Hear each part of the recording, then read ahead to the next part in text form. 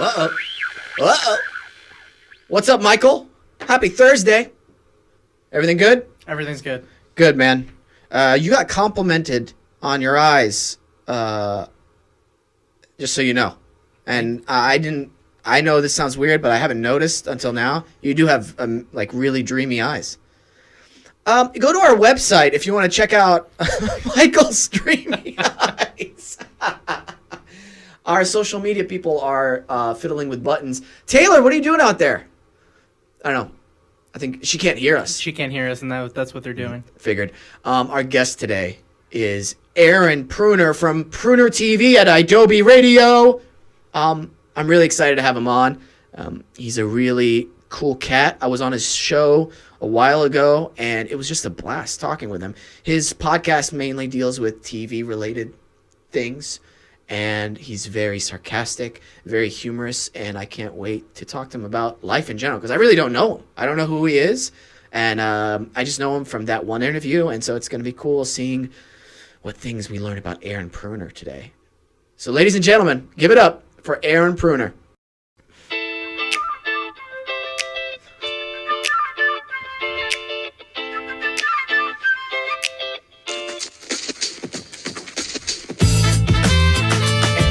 Do you like this, Aaron? I dig it, yeah. Yeah.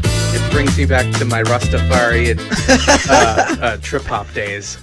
Okay, so you're actually smiling now, but just Yeah. like literally 5 seconds ago before the music started, you were furious because of your coffee. So back in the day, I used to have the nickname Mr. Furious because there was one time I looked like Ben Stiller, so thank you. I am not kidding. That's true. That's a true They story. called you Mr. Furious, okay? Oh, yeah, from Mystery Men. The movie Mystery Men, the character my Ben Stiller gosh, played yes. in I'm a lot older than you, so I have different references. Not by much. By enough. So trust me. By enough. Should I thank the listeners for tuning in to Wesam's World? Nah, you can do it Okay. later. All I mean, right. I guess you could. I mean, I'm not getting paid for this. Thanks, everyone, for tuning in to Pruner TV. You're getting, No? yeah, you can do that. All right, cool. Yeah, you did it. I And did. then, all right, we're out of can't- time. yeah. That's the whole. I'm going to go back home and go back to sleep. Yeah, so you're talking about this iced Yeah. coffee. We live in a city that can charge really a lot of money for iced coffee if they put it in a fancy jar.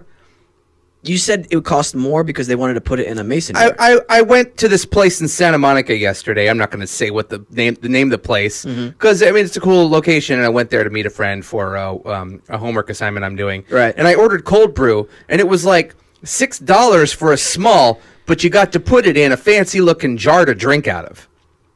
$6 for a small, like, Cold nitro brew. or just a cold brew, not Yeah. even a nitro brew. No. Oh, that's pretty expensive, actually. Yeah, and I'm like, is it because the jar's cool? Like what? I make my own cold brew at home usually, by the way. But I haven't had the time to do You know that. what it is? Because Santa Monica is so fucking expensive.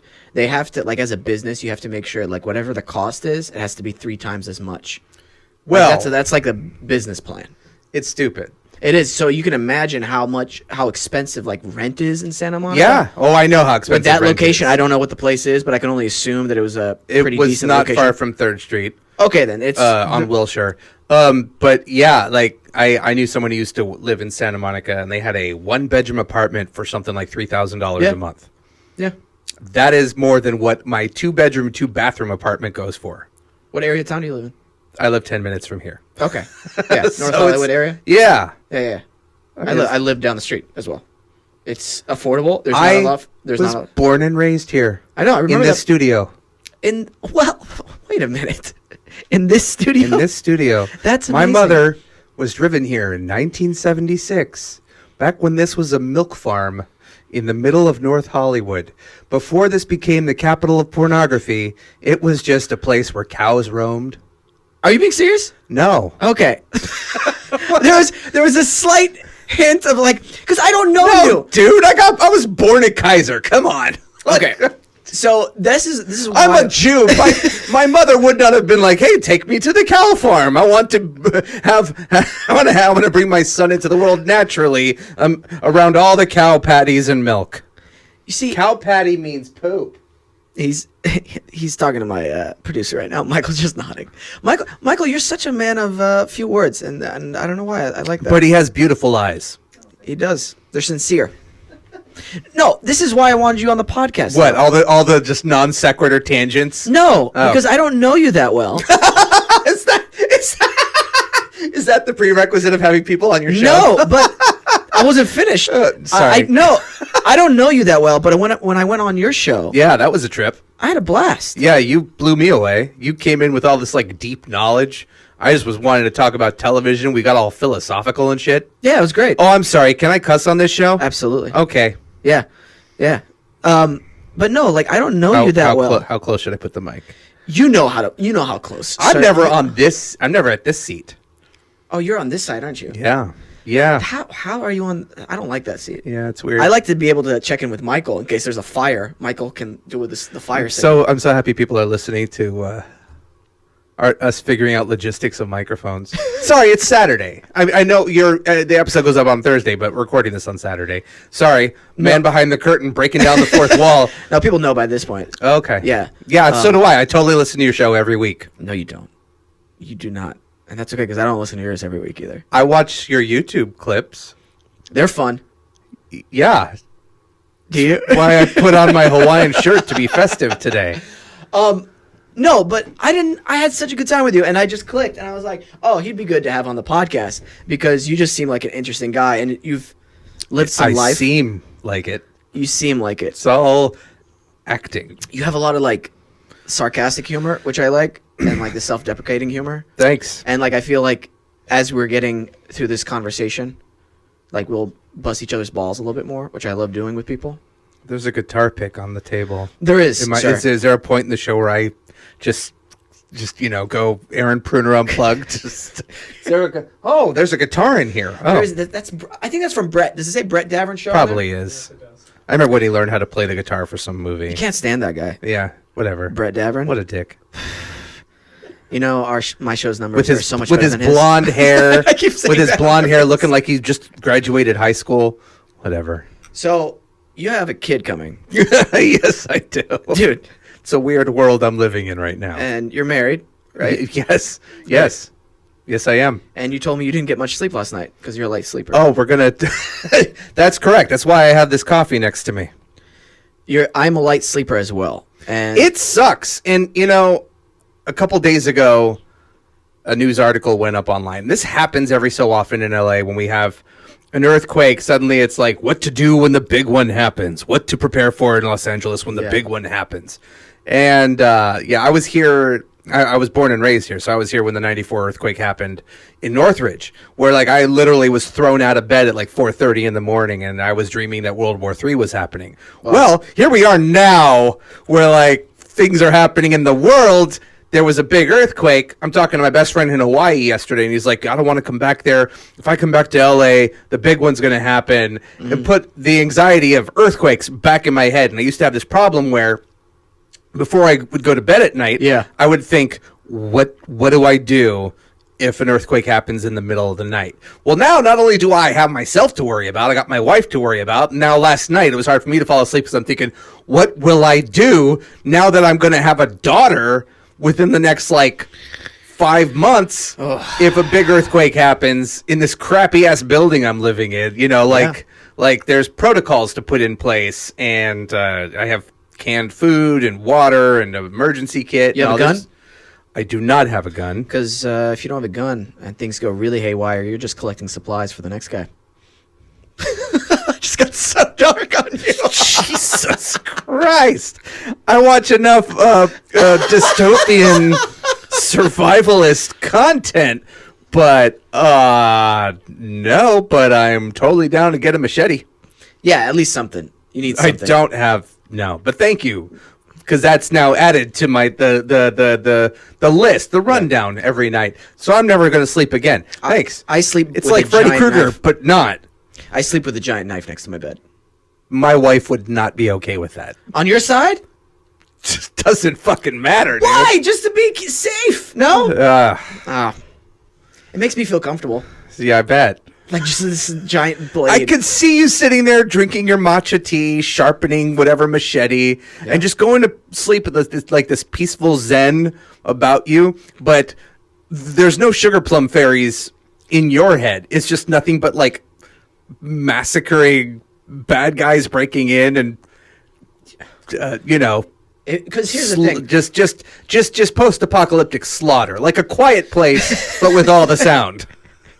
It's less slaughter. It's more just being surrounded with my protective devices. I don't know. I that sleep prepared with for the my worst phone today. next to me, and That's the good. white noise app is so soothing.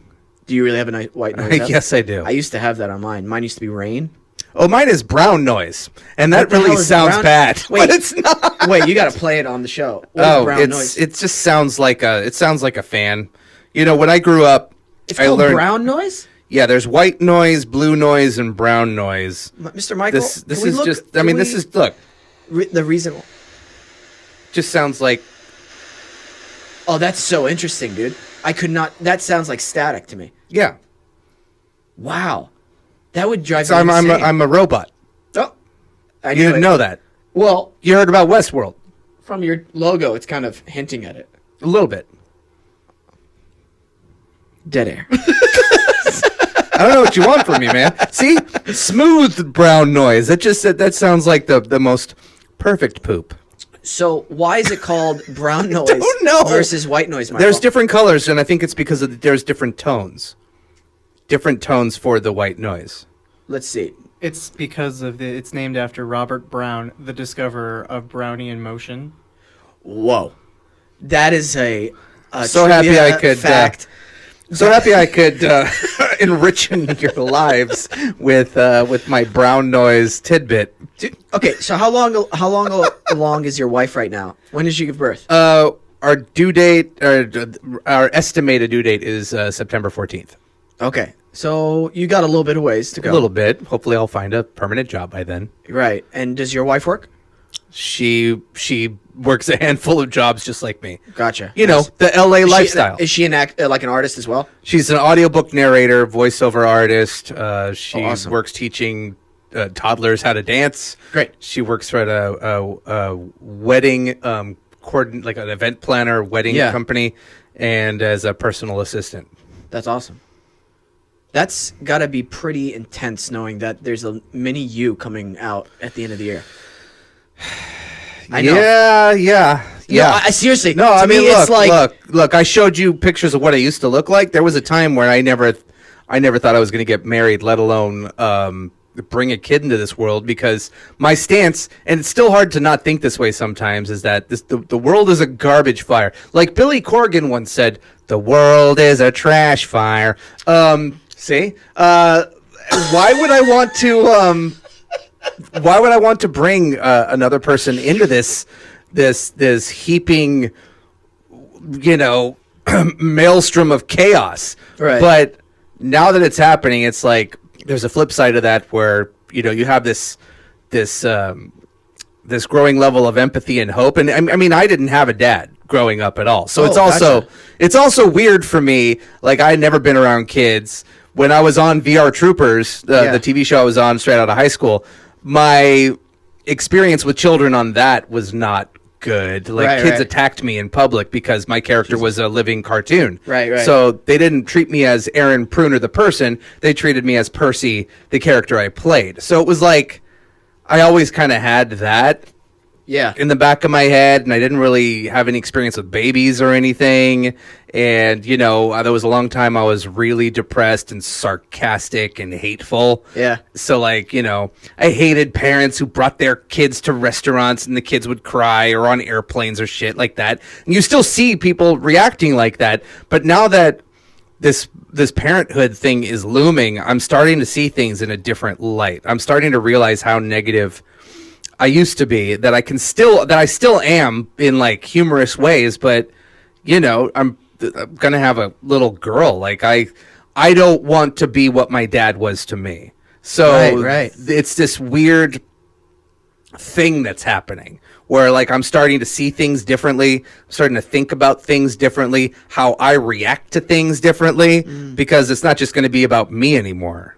Right. So it's weird. It's like I don't want to be raising a kid in LA, especially in the building I'm in, but like I'm all working towards trying to get to a place, I think, and of course, this is coming from somebody who doesn't have a kid, but I know That you know of. that I know of. I know for a fact that your parental environment plays a large portion in how you're developing. You know what I mean? Yeah. Whether or not it's in a good, like a higher income or a lower income type of home. Do you know what I mean? If the parental environment is good, then it kind of makes up for a lot of that other stuff. And that's pretty cool that you're even aware of that. I have to be. I mean, so to try to not to get too far into it, in 1973, 3 years before I was born, my grandmother was in a car accident that killed my grandfather. Wow. A palm tree fell on the car. Whoa. On Sherman Way near Sepulveda, roughly around that area. You know where the palm trees are lining the streets? Yeah. One of the palm trees had dead roots, and apparently the person that the tree was on his property, like he had been told time and again to remove the tree, and he never did. It was a really windy day, like a couple of days ago. Yeah.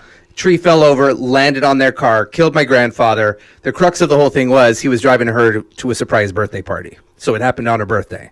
And this was 3 years before I was born. So this sort of fractured my family, and my mother met my dad and got married. It turned out my dad was an alcoholic, deadbeat.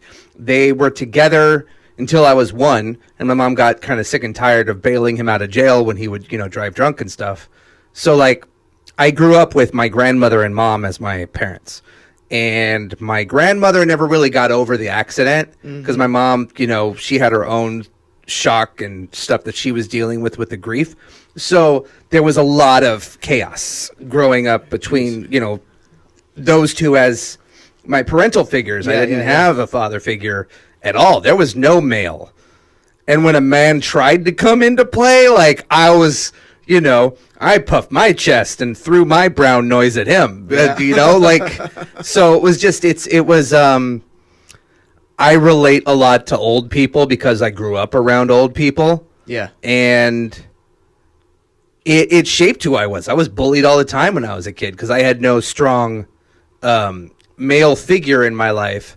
And my mom, because of her experience with my dad and that accident, she became very reserved and taught me to run from confrontation because she didn't want me to go down the road my dad went down, which only then pushed me the opposite direction. And that's why I started getting depressed and led to suicidal stuff throughout my high school years and stuff like that I then was able to work out in not just therapy, but I became a goth kid. Yeah. I went to goth clubs for 10 years, and I met people that I finally related to because I didn't relate to many people in high school. I mean, I got into theater. That's one of the places where I met a bunch of other weirdos who were like me. But yeah, here I am now, and it's I look at all the stuff that I've been through and what caused what to happen and my frame of reference. And my dad died 10 years ago. I never really knew him, but I found this out. He apparently never graduated high school and went to jail for meth manufacturing and dealing. Jesus. So that's my lineage, and I didn't really when he died. I'm I was brought up to hate him. But then once he passed away, this show got deep. Once he passed away, it was there are answers I'm never gonna have. Right. When I got so I had this kid coming, and we went and had a meeting with the doctor, and they're asking for family history. Right. I don't know. Sorry, I was trying to find. I didn't know if you were going to keep going. I was going to make a note. You said something. There are answers you'll never have, and that's something that's, bugged me in my personal life for certain things that have happened or just things I want to know. And then I think to myself, what if I did have those answers? How would that change how I'm going to keep moving forward? If cancer runs in the father's side of my family, that's helpful information to know. Stuff like that. Okay. I'm not talking about it would be nice to know. I found out when I was a kid that my dad had a previous marriage, and I have a half brother and half sister out there. Gotcha. That kind of stuff.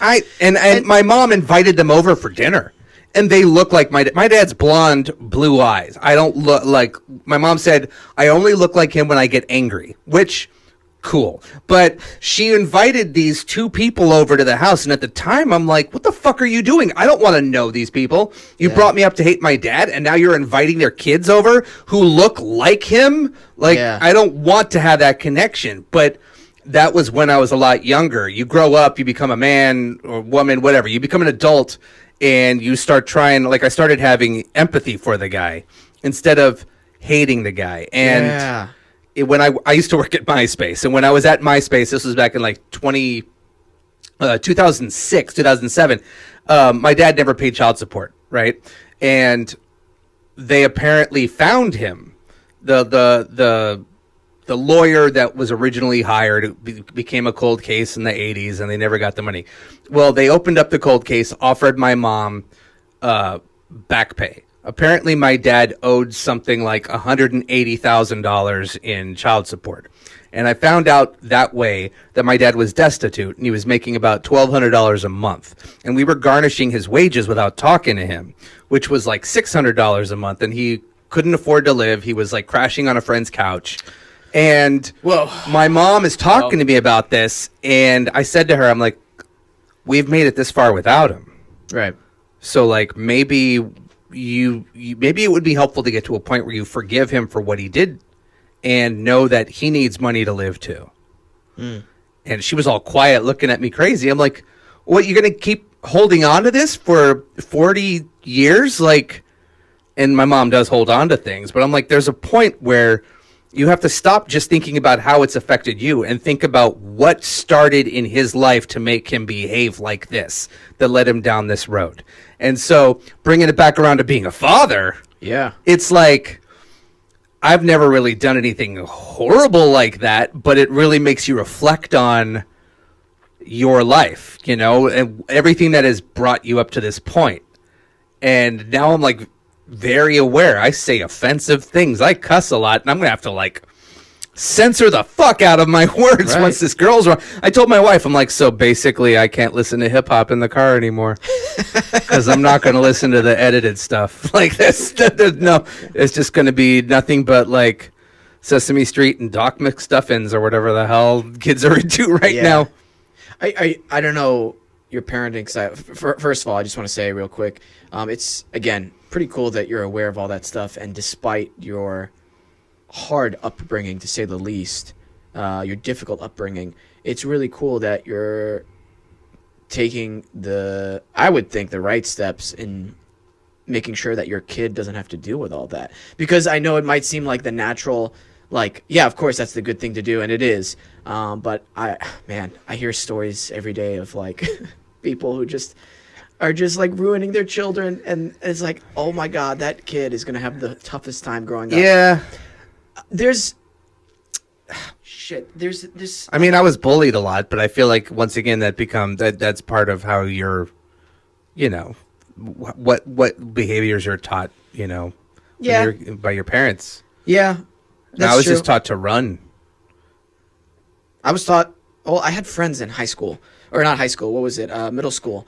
I was a year younger than I was supposed to be in school, and then I already like look young, and I'm kind of smaller than everybody else. I was in martial arts and stuff, but I kind of made friends with all like these what's the best way to put this? So my bus route went through a very low income neighborhoods. Oh, so you came through my hood. Yeah. I lived next to a crack house growing up. Oh, really? Yeah. Okay. So in Tulsa, like, it's just really funny how like it's kind of like LA and not every part, but like very select parts, be a fine neighborhood. It's like, okay, you know what I mean? And then a really low income neighborhood. Yeah. And that's just the bus route. And I became friends with all like the kids that rode the bus route with me. So one day in middle school, I had collected Pokemon cards. And like I said, I'm a lot older than you. Yeah. And so Pokemon. I collected Tiddlywinks. What is that? Look it up. Tiddlywinks. Actually, I more so collected Garbage Pail Kids, but Tiddlywinks I know were Garbage a thing. Pail Kids. Yeah. So anyway, this kid was like picking on me, and then he what is okay. Oh, did you collect Pogs? I guess that's what they were originally. Holy shit! Tiddlywinks were the early Pogs. Whoa. That just blew my mind. The future. Anyway, I got bullied, but I had friends who made sure I wasn't bullied, so that was cool. But I learned at an early age to get out of being bullied, I had to be funny. So that's where this self-deprecating humor came from. Because if you can make the bully laugh, and it's usually by making fun of yourself before they do. Yeah. I had one person in particular, I forget what the guy's name was, but he was like this big asshole at school. And he was like, "Oh, you're funny." And I'm all, well, I figured I'd insult myself before you had a chance to do it, because at least I would have better punchlines. Yeah. You know, and then it just kind of went, I mean, Jews, right? Yeah. Yeah. I see what you're saying.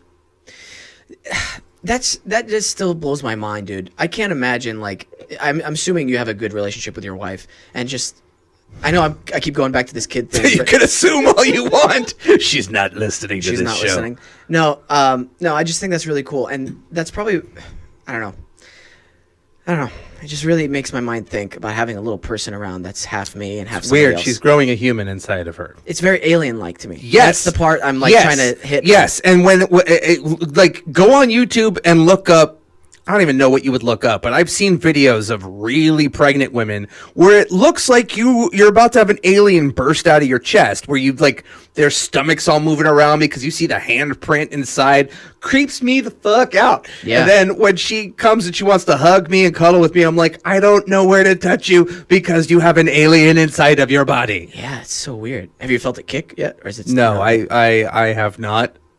Yeah. Is it at that stage? There's like fluttering.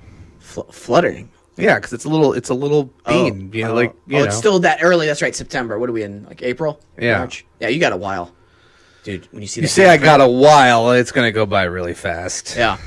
So a little bit about your podcast. A little bit about it. It's like open, kind of like mine, open format. We've got an hour to It's talk. not on an there. open format. No. It's not? No? My show is about television. Oh. So I open with TV news and trending topics about television. I try to open up to, have conversation with our listeners. I don't know who's listening because no one ever tweets me. Yeah. But, talk about what's going on in television. Second segment, I bring in a guest that is involved with television, TV, someone who might, be on a Shonda Rhimes show. Who knows? Holy shit! Then my episode, I went off the rails. That must have been super weird. It's fine. Oh gosh. It's fine. Yeah. I like it when things go unexpectedly. Yeah. Because then I learn something. And then usually the third segment, I think you stayed for 2 segments because sometimes I do that. Yes, Or I did so say. the third segment, we kind of, I highlight shows that may have just premiered that I'm really into. Last week's episode, I sort of went down this direction of talking about how people get their news. Because my mother likes to ask me, "Did you watch the news last night? There was a shooting near my house." I'm like, "No, I don't watch network news because it's depressing, and I get all my news on the internet. It's quicker. And I don't have to wait till 10. then I was talking about on the show about alternative news shows, like what Vice does, or United Shades of America on CNN, where it's like a docuseries where they tackle different issues. Like Katie Couric has a new show where she's doing that for Nat Geo, where it's like taking the current events that are happening, but then turning it just a little bit to explore one big issue and all the facets of that. That's a thing that happens a lot now. Or like John Oliver or Samantha Bee, like their type of stuff. But I went down this road about accountability because early on in the episode I was talking about how the Parent-Teacher Council wants to consult scientists before Netflix releases season 2 of 13 Reasons Why to make sure it's appropriate for children. And I basically said, fuck you. Because season 1 of 13 Reasons Why is about a girl, like in the book, it's about a girl who kills herself. Yeah. And the story plays out in a narrative where each episode is a different cassette tape, that she makes 13 cassette tapes, and you have to get a Walkman to listen to the tapes. So there's that gimmick, that retro stylized narrative gimmick of having this like dead technology that is now cool again, telling you why she killed herself, which ends up being she blamed all these people instead of taking the blame herself and taking responsibility and accountability herself for committing a heinous act. And when I was 17, I tried to kill myself. And when I watched it, it was a really difficult thing to watch. But it also really pissed me off because the whole show was like, we have to show it to show you how bad it is. But I'm like, you're glamorizing it.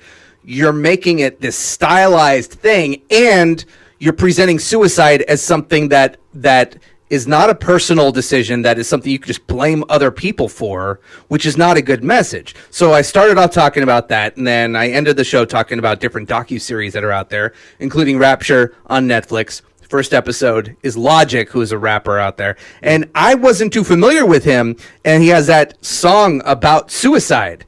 But it's about, like, I'm watching this episode, I'm like, this guy is just being vulnerable and showing his emotion, and something that you never see in this music and culture of a guy being honest, brutally honest about this emotional experience he went through, and instead of promoting violence and hate, promoting love and respect, and also giving a voice to those many people out there who go through this on a daily basis. And I mean, that's, I think, the right way to do it. It was really commendable. And so sometimes I get deep on my show, but it's always about, like, TV. I heard when that show came out, I heard a lot of people didn't like it because of that reason. Man, you could have shown suicide in a way where it didn't actually show her taking a razor to her wrist in a bathtub. But it was just building it up as, this isn't my problem, this is your problem. Have you ever seen Dexter? Yeah, I've seen every episode. I was not a fan of the way that show ended. It kind of reminded me of the same. Well, I mean, yes. The lumberjack ending was probably the worst way a TV show has ended in recent years. So, spoiler alert. So wait, I'm talking suicide. No, Did you go to Dexter? Well, this is why.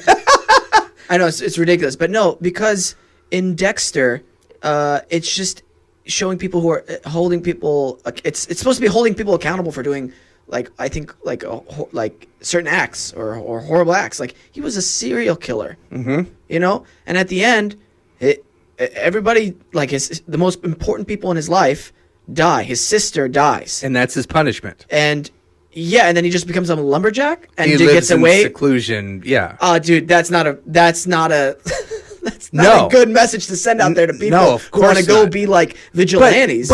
But the difference here is this was Can I a get genre some show. ones?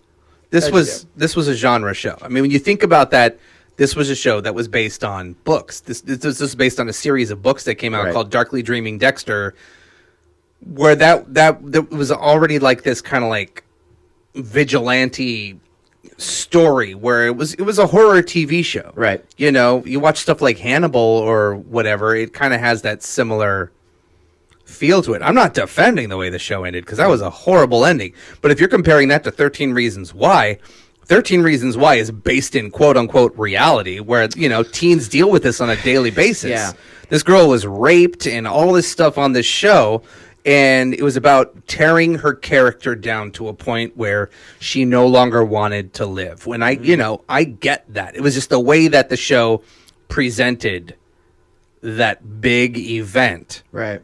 When they defended it as being that we had to show how violent and visceral and unattractive. And I'm like, unattractive though, like, you're presenting the whole thing in a stylized manner with you know, it's all these pretty people in like this CW style world. Yeah. And they're all rich and they're all like partying and stuff, and so high school life is different for them than, say, what my high school life was like growing up. And then you see dude riding his bike around with the headphones on for his Walkman, listening to her talking. So there's that narrative component that's a little different than normal TV shows.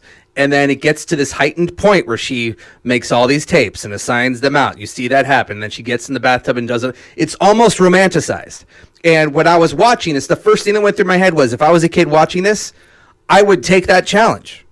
I would be like, I could do that and survive.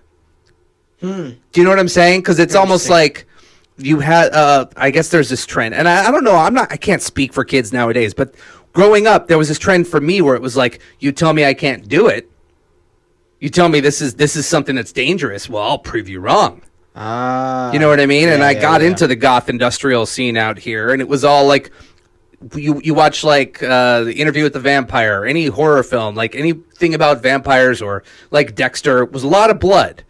And blood becomes romanticized after a while in certain scenes. And you see that, and it's like, yeah, it's horrific, but also there's an angle to it where it could just be challenging a viewer to do that themselves. Kind of circling on the subject of accountability, and since I myself have never experienced anything to an extreme level of wanting to commit suicide, do you think is it a selfish act, you think, of suicide for certain cases or all cases? All cases of suicide are selfish. Gotcha. Even if there's other layers to it, at the end of the day, you're taking your life in your own hands and you're ending it. Mm-hmm. You know? And I know, like, when I went through it, I just was really, I was really unbalanced, emotionally speaking, in high school. I got beat up a lot. I got made fun of a lot. I didn't really have a social life. I wasn't popular with girls. And you become, at least for me, I became so introverted in that sense that I had violent outbursts at school. Right. Like, you see people who go and do mass shootings at schools. Like, I watch that and I think, I understand, at least kind of understand the mentality that they're in. You get to a point where you're pushed down so much that you hate everyone. Right. And you don't consider any value in any person's lives that you come across, and they all become the enemy. Where did that start switching for you then? And at what was there something that just kind of started to click for you, like maybe in college or after high school or your early adult life? Because there's like a little chunk missing for me understanding, like, because right now you seem a lot of fun to hang out with. You know what I mean? Thank you. Yeah, and like you seem cool and everything, and you got a family coming, and that's cool. Then you describe your high school, and it's like, oh shit, yeah, no dad, rough, alone, not with the girls, all that stuff. When I was 3 years old, my grandmother told me that my mom was never coming home when she was on a trip. She was on a vacation trip to Hawaii. And I think that was it. I had this breakthrough in therapy when I was in therapy in 2000. You're looking at me with this horrifying look on your face. No, I'm sorry. I'm talking about after your high school. Hold on. Oh, okay. So I had this epiphany when I was in therapy. I went into therapy in 2007 after getting out of a really bad relationship with a girl. And we connected it, like, I kept bouncing around from bad relationship to bad relationship. And there was a time where I was like, well, I'm into crazy girls, crazy in the head, crazy in the bed. But then it gets to a point where you're like, you can't keep blaming others. Maybe there's something about me that I'm in this pattern. Why am I doing this? And when I was in therapy, I realized I had a separation anxiety that was developed at a really young age. So when my grandmother was in that accident, my mother never visited her in the hospital for 6 months because she could not deal with the grief, and she was in her own shock and did not get the help she needed. And so as long as my grandmother was alive, she held that over my mother's head. Right. And me. And at a very young age, I only remembered this in therapy, that she came up to me, I was 3, and she was like, your mother's never coming home. Jeez. And that planted a seed in me to always be afraid that my mother was going to forget about me picking me up at school, drop me off somewhere, and just leave me there. And growing up, that turned into resentment, and I started hating my mother. And we started having a really bad relationship, and I disconnected from her in my high school years. And by that point, we had moved out of my grandmother's apartment. It was just myself and my mom. And, there was kind of like this mama's boy thing, because the more I disconnected from her because of that, the more she would try to contact me. She'd page me all the time, because back then we had pagers, not cell phones. And when I went out to clubs in my early 20s, she'd call me like 5-6 times a day. Like, it would get to that point. And I found that I redirected that attention to girls that treated me like shit. But in between that, I didn't know how to connect with people, because I didn't know who to trust, and I was always taught to run from confrontation. So I sort of, went inward because no one really understood me. And it ended up manifesting itself in, like, I hung out with the wrong people. I was bullied a lot by the quote-unquote friends I had. I was taken advantage of a lot because, I just wanted to have friends, and, like, it ended up, some things ended up spilling back on my mother. And so it got to a point where it was like, I can't connect with my mom. I can't connect with the people that I want to be friends with. I discovered theater, which was like my only outlet aside from all the poetry I was writing. But I mean, if it wasn't for theater and poetry and all the writing I was doing, like, I don't know, man. Like, that's what I connected it all to. Just not having a strong support a strong level of support or community to really build me up. Because when I started going to goth clubs, and it's just really silly to say goth clubs saved me, but like I got into acting. VR Troopers, the commercials I did, they sort of acted as therapy for me in a way that I was able to get all this negative energy out in like a sense of comedy, so to speak. You know what I mean? Like you look at Robin Williams, people are like, how could he kill himself? Well, there's a fine line between pain and comedy.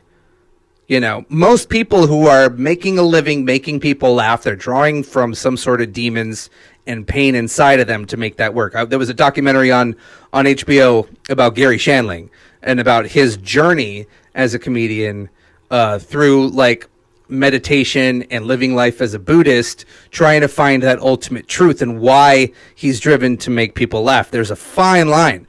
And if you don't find the balance between those two places, you know, you could easily go to a very dark place. And I went to a very dark place. Yeah. I mean, I never did it, but I was there with a knife on my wrist, you know? It was like... But then I had that thought of like, how is this going to affect other people? How is this going to affect my mother, my family? She's already dealt with a lot of loss. Like, I wasn't just thinking about me. I was thinking about the implications that would have. You know what? That's a pretty trippy feeling. Yes. The one with the knife on your wrist. So I was shooting something a couple of weeks ago on a rooftop downtown, and I was on the edge of the building, and I wasn't planning. I didn't have any kind of like suicidal. You're like fuck you, Hollywood, right?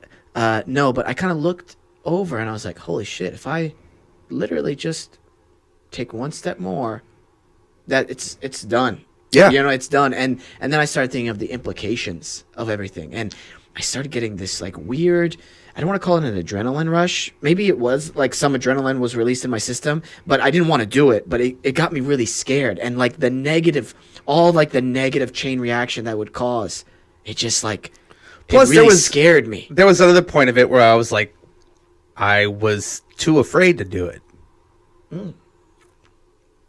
Just for the simple fact that I don't like pain. I didn't want to cut myself. Not because of any kind of higher power punishing you, or do you believe any of that stuff? At that time, I did not. I mean, now I don't know what I believe. Like, right. I feel like I feel like I don't necessarily subscribe to any religion. My in-laws are all really Christian, wanted to convert me when I proposed to my wife. I don't believe in organized religion, but I can't close myself off to the possibility of something being out there because I don't have the proof. You know, I guess that's what faith is called, but like, I don't have the answers. Yeah. Okay. I was just curious. Yeah. But at that time when I was 17, I was like, fuck the establishment. You know, I was the kid wearing all black, reading like Friedrich Nietzsche and watching David Lynch movies in high school. Like, I was the one blasting Nine Inch Nails Downward Spiral in my car on my lunch break, and like reading Franz Kafka and, you know, Clive Barker and all this stuff. Like, there wasn't, and I went to a small school. There wasn't a lot of people that I could relate to on that level. I wish growing up, and I got a little bit of this from my parents. My parents were very supportive. They told me go learn about all religions, and they were very like, go study, learn, ask questions. And what I wish there was more in organized religion, especially living in Oklahoma growing up. They would tell you like, hey, don't lie, don't steal. These are the rules. Okay, but why? Yes, I know it kind of, you shouldn't steal, you go to jail. But no, why shouldn't you steal from people? Why shouldn't you lie? What are the harmful effects that could cause? I wish there was more. You can end up living forever as a lumberjack in the woods after your sister dies.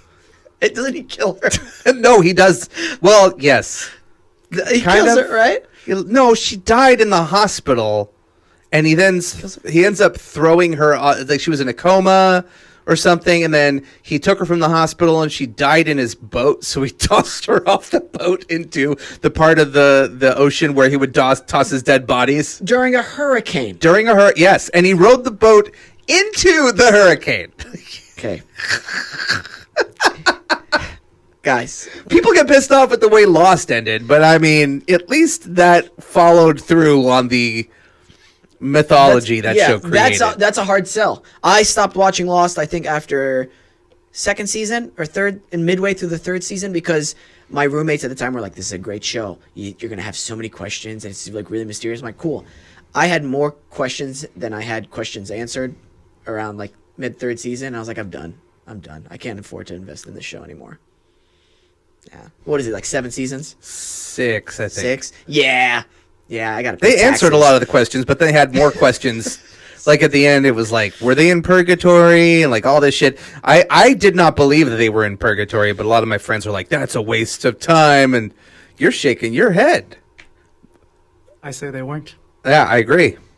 I agree. They explained it. In I know. In the episode. I know, but I think also the problem was the show ended. The show changed everything. By the way, the first official podcast about television came out because of Lost. Lost was the first show that did any of that appealed to the internet sensibilities of you could have a TV show online that then has Easter eggs and supplemental content on the internet that could appeal to fans, a growing fan base, to really tie it into a campaign such as that. So in between Lost seasons, they did web series online. They did an ARG game. That was the first show. That's alternate reality, by the way. Gotcha. That was the first official podcast. They came out in like 2005 or 2006. So like they changed everything, but I feel like it was ahead of its time for TV audiences, where you see shows like this all the time now. Back then, people were like, wait, I have to invest time to really figure this out? So something that I have a question for in season 1 is not going to be answered until season 5?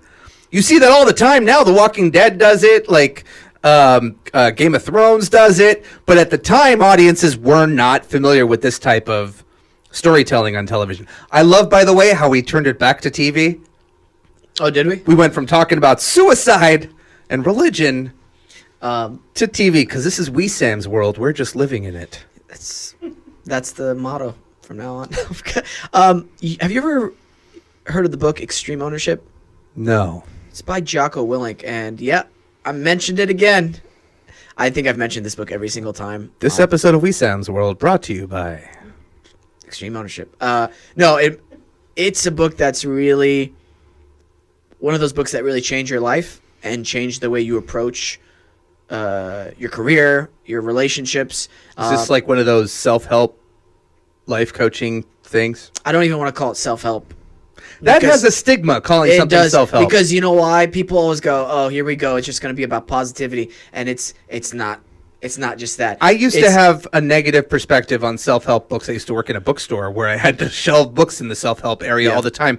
But my wife is very much into self-improvement and constantly learning different habitual ways to train your brain, change behaviors for the better, et cetera, et cetera. Oh, I like self-control better. Sorry. Self-control. That sounds better. Okay. Yeah. So I've more so learned that self-help has this negative stigma, but it's really about... I've been thinking a lot about the importance of words, especially where my wife and I have been talking about ways we communicate and the implication of specific words and what that means subconsciously to you. Maybe self-betterment. I'm just saying self-help sounds like you're giving yourself up as kind of like a victim to be able to admit you need help. You know what I mean? Where it should be self-improvement or whatever, self-control, whatever. Yeah. Because when I was a lot younger, I never thought I needed that. I never thought that, well, I'm fine. I went to a therapist and he said, you don't need Xanax. You've gotten to this age and you haven't tried killing yourself yet. And I'm like, well, sir, but that's where it ended. Well, when you and you just leave. I was yeah, here's your money, and then walk out. But like, if you flip it and substitute one word for another that means exactly the same, it has a different, like, instead of saying pain, say discomfort. That has a different connotation in your brain. So now I have a different perspective on self-help books, and it might be because my wife reads a ton of them. But also I've seen the progression and a change in her over the time that when I first met her to now, to being able to control certain negative emotions better and to really think about why I'm feeling the way I'm feeling before I just react. You should definitely check out the book. because you're all about ownership, it seems like. I am? Yeah, Okay. it seems like that. I'm about renting. That's all the time we got for today. I'll be here all week. Just look under the desk. I don't know. No, and he has another book called Discipline Equals Freedom. I highly recommend them to you. If you want to read, Discipline Equals Freedom. never want to read. It's on Spotify, so if you just want to hear this guy read it to you, it's changed my life for the better. And every time I give it to somebody, it seems to change my life. Have you read it yet, Michael? Not yet. I'm still trying to get through Game of Thrones. Oh, fuck Game of Thrones. Damn it, Michael. I'm not a Game of Thrones fan, by the way. That's fine. So, is it okay? Is this a safe space? You said that very defensively, so I had to make There you have feel... been times where people are like, "What?" It's like imagine saying to someone, "Star Wars, yeah." Like there are certain things that have found their place in the pop culture ethos in our country or the world, where it's like if you say you're not into it, like I was watching, and mind you, I don't watch this show regularly, but I was watching Bill Maher a couple weeks, maybe it was a month ago, and he was like, "I haven't seen Black Panther yet," and when I tell people that, they like freak out. Because how could you not go see it? Yeah. Where it's like, so when I say Game of Thrones, whatever. I'm busy. That's what I say. I'm busy. I am I am don't have time busy, for that. usually watching TV for work, but I've seen every episode of Game of Thrones, but it's like, It's So I'm hard. sorry, Mike. I can't imagine watching that show weekly. I have to binge watch it. It's one of those shows where it's like, I need to know what's happening. I need to finish this. Like Breaking Bad. I enjoyed Breaking Bad. The first, what is it? It's 6 seasons too, right? Or 5 seasons? It was 5. They cut the 5th season into 2 halves. Okay. So, I basically binged watched all up until the 5th season. And then having to watch the second half of the 5th season weekly gave me anxiety. Because I was like, I need this show to be done because I'm thinking about it during the week. I need to finish it, and I need to move on with my life. Imagine having a job where one of your sole responsibilities is to watch an episode, I can't do that. take notes while the episode is happening, and then break the episode down in an article in a way where you start a conversation with a viewer or reader in a manner in which maybe they didn't think of something that popped in your head about that episode. That's not my thing, man. Yeah. I'm an actor. Yeah. Hey.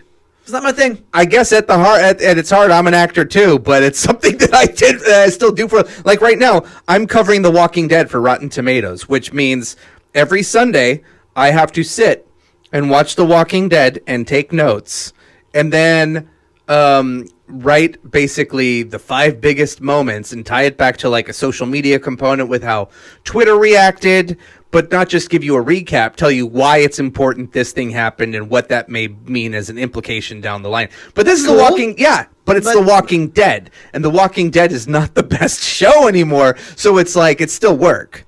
See, And it makes watching TV a whole lot less enjoyable. is that journalism, or would you be considered a writer, or maybe both? I don't know. It's what journalism looks like now in the entertainment space. In the entertainment space, okay. Because I am not a writer, I'm not a journalist, so I wanted to know the difference. I never went to school for this. I just started doing it as a hobby, and it turned into a thing. And you were good Roughly at it. around the time that acting stopped coming my way. Yeah.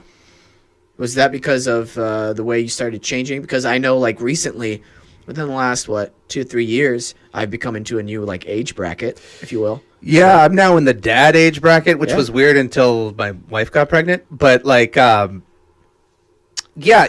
in 2008, a lot happened. So I used to look a lot different. I was 40 pounds lighter. I had dyed black hair. I had no beard. I was really pale. And I got a lot of, like, these nerdy, quirky roles, which served me well, except I did not manage my money at all or anything like that. I was like, I'm rich, and just, But roughly around 2008, my agent that got me all that work died of cancer. The economy tanked, and I stopped getting work.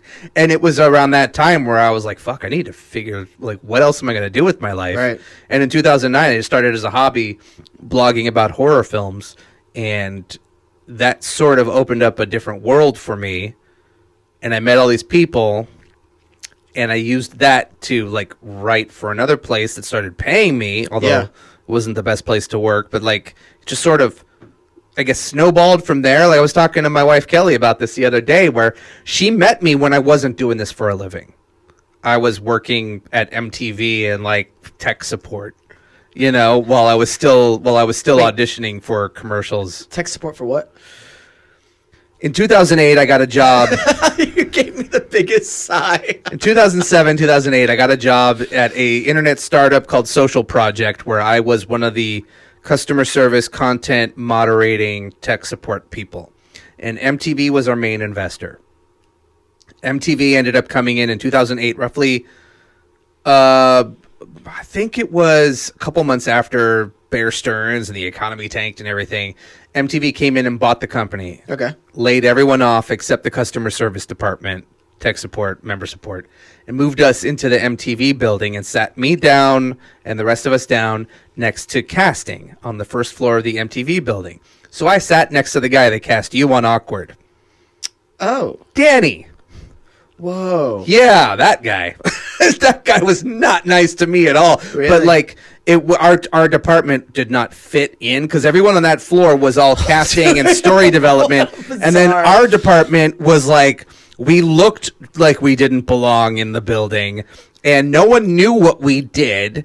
And most of our job was content moderation. So sometimes you would see porn on our screen because members would upload stuff that they would try to get onto their social network or whatever that wouldn't comply with our terms of service. And then you had actors coming into audition, and it's like, it was just really weird. Like every time Bret and Bo would come in, they would see me and they would just come and hang out at my desk, and it would piss Danny off so much. Like, yeah. Dude, this business is the weirdest business in the world. And this was after I met my wife. So I met my wife, and I met them through her because my wife was friends with Bret and his wife back when they first moved out here. Oh, okay. Now I know kind of your connection with Bret then. Okay, yeah. This is making more sense. The Adobe family, the Nice Guy Digital family, how it's all coming together. Okay. Wait, there was something else we were talking about before. I don't know what we were talking about. Interrupted you. Yeah, I don't know. We've branched out. Sorry. I mean, I'm not really. Don't be sorry. I not. love it. We've branched out on He's just shrugging. Michael's the most laid back and probably the coolest dude in here. You know what? Yeah, you're probably the coolest guy in here right now. Michael just shrugs. So, how long have you been with Nice Guy Digital? Like doing the podcast here? Since February? Okay. So not years. No. Oh, okay. Are you kidding me? I thought it was years. No. I did a podcast called Pass the Effin' Remote at Geek Nation. Okay, so you've had podcasts. That was something I started in 2012 with my co-host Jack Conway, who is still my co-host on Punch Drunk TV, because the show became Punch Drunk TV after falling out with Geek Nation. But we had a kind of a similar studio setup that we have here, and I would bring in talent every week. And one week I brought Bret in. Yeah. And he acted as my quote-unquote co-host as Jack was out of town, and he really enjoyed it. And he told me, he was like, you're my inspiration to do my own pod. Like, he told me being on my show was an inspiration to him to start the Bret Davern show. What? That's right. He said that? He said that to me. Oh, he said that to you? Uh-huh. Huh. That's really interesting. Oh. Huh. Why? Because he said that to me, too. Really? Ah. Okay. Oh. Oh. Is that true? This is the fucking teaser for the show. Bret? Bret, what are you doing, man? This is called Nice Guy Digital, but that is not a very nice guy thing to do, Bret Davern. When did you start your show, Wesam? This one? No, the one that inspired him to start his. 2014. Ah! I'm first! Shit. 2012. I 2012. had him on... I think I had him on in 2000... No, I had him on early. It was either 2012 or 2013. Oh, yeah. I'm going to start my own podcast. Network? Yeah. You want to bring... You want to join? I'm free. Yeah. I'm available. I think we should ask Gone I don't really Fishkin. have a full-time job or real, anything. I already have my own poster. They're changing the Bret Davern show, the Katie Leclerc show. It's Katie Leclerc. What did I say? Leclerc? She's corrected me, and I don't want to get on her bad side. Yeah, the Katie Leclerc show. Oh my god! Call it the Leclerc Rapport. Oh, that sounds good. I like Yeah. that. She'd be good in news. No, maybe she would be, but I It's don't a think play it's okay. on the Colbert Report, by the way. Thank you, Mike, for getting it. I got it. I just didn't. Fucking Brett. God damn it. Now I'm sad. Just blame it on me. I have a great knack of making people sad. And laugh at the same time. Only on Pruner TV will you feel this layered sense of disappointment and hilarity all rolled up into 1 hour of television talk. Guys, we're on the 1 hour mark, and we're with the emotionally stable Aaron Pruner. I'm a stable genius. Do you have any free time nowadays then? I like how you transitioned to that. That's a weird question to answer. So most of my Why work. is that weird? No, because I'm trying to think about this. There was a time where all I had was free time, and when I think about it, I do 2 podcasts. I'm in a copywriting class at night because I'm trying to, at some point, make a portfolio to maybe pivot into copywriting and advertising because that feels more lucrative and pays more than editorial. But in the meantime, I'm freelancing for Rotten Tomatoes. I'm freelancing for Playboy. Gotcha. I'm freelancing for Looper. I'm freelancing for GameSpot. And working as a freelance journalist, it's like half the work is finding the work. And then there's the whole research component of like for Looper.com, I've been writing these like 2,000 word articles that require a lot of research, so it takes a lot longer. So when you ask if I have free time, I do set time aside. Like I try at least one day a week to not work and go to a movie or something. But I'm going to be leaving here and going home to watch screeners For work. Yeah. And tomorrow, Sunday, I have to be at the television for work in the evening on a Sunday night. And I have it mapped out on my calendar when different articles are due, but it's like almost exactly a year ago, I got laid off from my full-time job that was also doing this. And it's just like a compare now to the money that I make now doing this as opposed to what I was making when I was at Zap2It. And I had benefits and it was a guaranteed paycheck. And now I'm just like constantly working and hustling to try to at least make half of that while I'm in class and looking for the next thing. So I do have free time, but most of my free time is spent on the couch where I work, watching TV or playing video games. Yeah. That's stressful at times, I'm assuming. What, playing video games? Yeah. Far obviously. Cry 5 is intense. It looks good. Love killing all the man bun having hipster cult members on that show. I saw an Easter egg for the ending. Have you gotten to the ending yet? No. Should I tell you it? am stringing it out because it's like savoring a fine wine. Although I did just compare a video game to a fine wine. I can't play it for like hours and hours because if I beat the game, then I'm going to have nothing to look forward to on a break. That's true. Usually on a break, it would be like, I'm going to watch television. But in my line of work, I can't watch television on my break because what I do for a living is watch television. And it just like clogs the brain. I'm trying to get the PS4 Pro so I can play. I didn't even know there was such a thing. Yeah, it's for 4K. Yeah. Must be nice. Go ahead. Continue. Yeah. Get that Shondaland money, bro. Hey, I don't know if I'm going to get a second season. I'm going to spend all my money. Yeah, that's what I did. And then I ended up on unemployment and working really shitty jobs, slinging coffee to rich people. Yeah. Sad. There was a time, I think I told you this.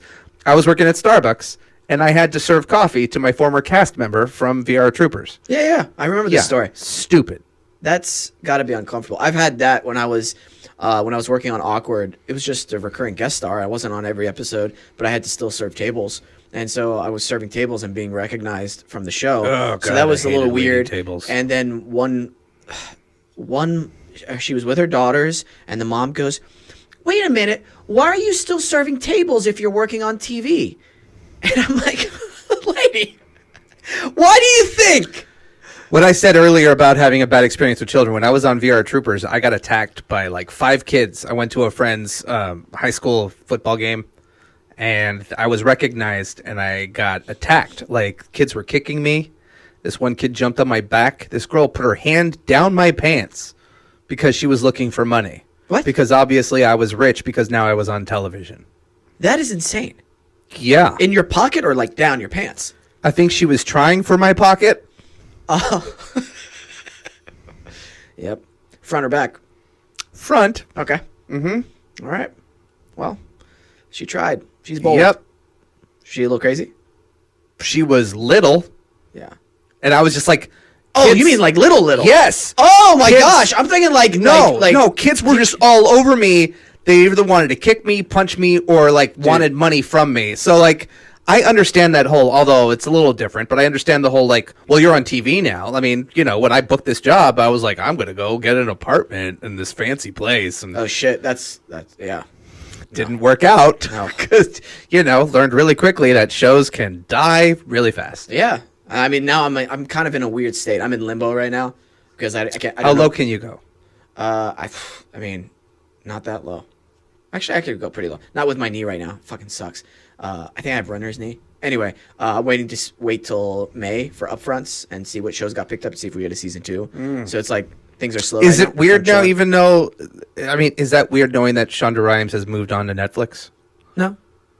It is what it is. I'm way maybe too laid back about this kind of stuff. The things I can't control, I've kind of accepted in my life. Like, yeah, I can't control that. That's not too laid back. That's actually good because that's a good way of handling rejection and failure. You know, I've been recently trying my best to look at failure as lessons Yeah. as opposed to just like knocking you down. That's the way it should be. Yeah, well, growing up here and like going out and auditioning and not getting stuff, it was a blow to the ego. It's an easy blow to the ego, but learning how to handle that and move on, be like, I did this. This was a great experience. This is a stepping stone for me to get to that next thing. That's not how I used to look at things. Now I'm really like, I'm here right now because of all the choices that I've made, whether they were good or bad choices in my career. It's led me to this point. And I've learned over the years that whether it is commercial acting or writing scripts or being a journalist or being a podcast host, or even copywriting for advertising, the one thing it all has in common is storytelling to an audience. It goes back to fucking accountability too, man. You know what I mean?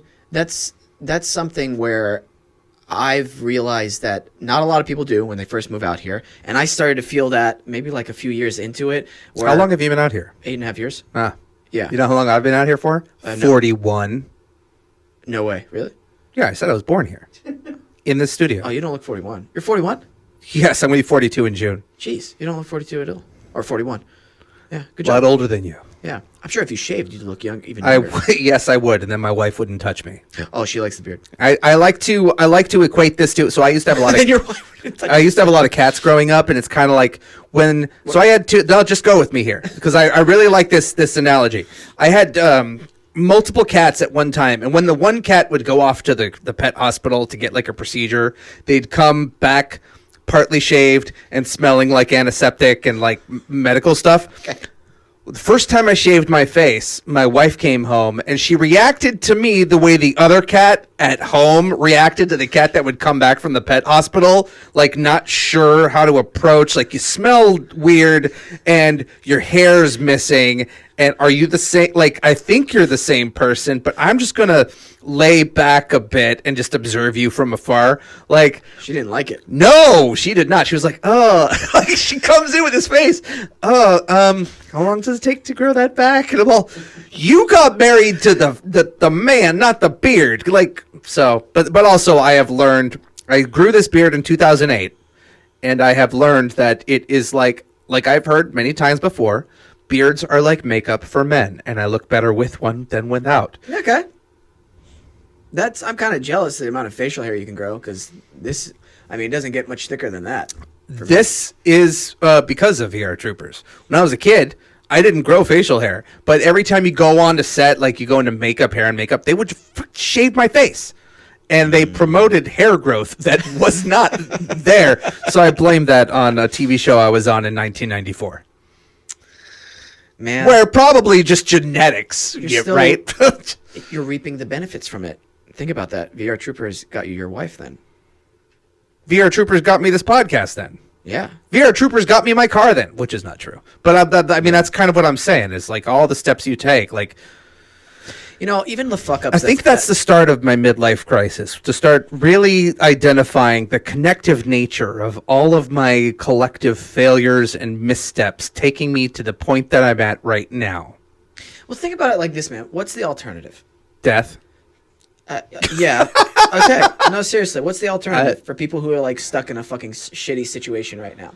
To stay and wallow in that situation, or to deal with the cards you're dealt, even if it's your fault, some of those cards. But see, that's just it. And that's where I was at in high school, where I wanted to stay and wallow because there's something comfortable about being miserable and depressed and really sitting in it. But also you get to this point where you're like, I really want to go outside, but I don't want to go outside. I want to get off this couch, but I can't get off this couch. And that part of it is that mental capacity to know and identify, oh shit, I'm in a depressed state and I need help and I need to take control of this or be accountable. Yeah. And change the narrative. At the time I was so stuck in it, there was no capability for me to step back and process and observe. Right.